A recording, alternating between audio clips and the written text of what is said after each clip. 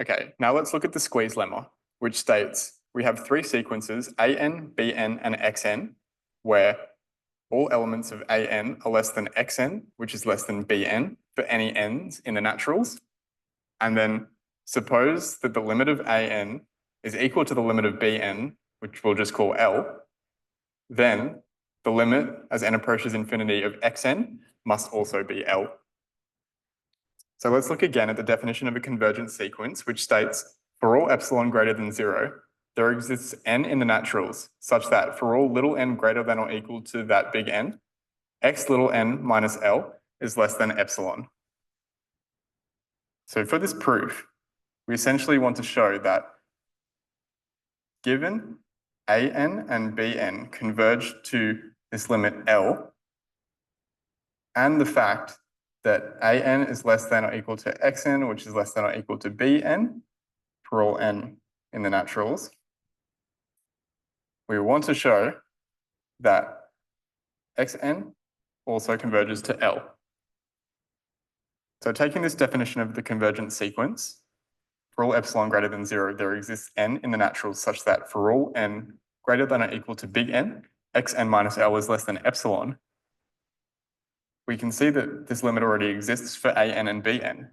So given lim an as n approaches infinity is equal to L, this implies that there exists n1 in the naturals such that for all n greater than or equal to that n1,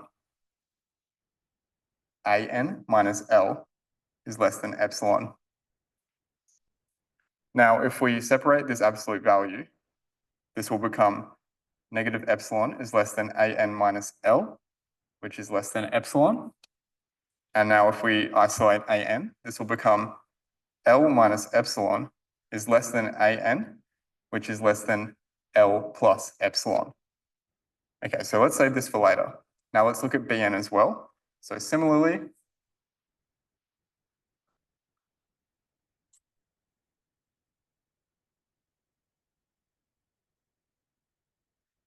this limit implies that there exists n2 in the naturals such that for all n greater than or equal to n2, bn minus L is less than epsilon. Now let's do the same thing here. So isolating this bn here, we'll get L minus epsilon is less than bn, which is less than L plus epsilon. Now again, for both of these conditions to hold, n greater than or equal to n1 and n2, we'll choose n is equal to the maximum value of big N1 and N2. Cool. So now we also have for an is less than or equal to xn, which is less than or equal to bn. Let's look at what's less than an. We can see that L minus epsilon is less than an. So we can then write L minus epsilon is less than an from this, but an is less than or equal to xn, which is less than or equal to bn. And then bn is less than or equal to, sorry, not equal to, it's strictly less than L plus epsilon.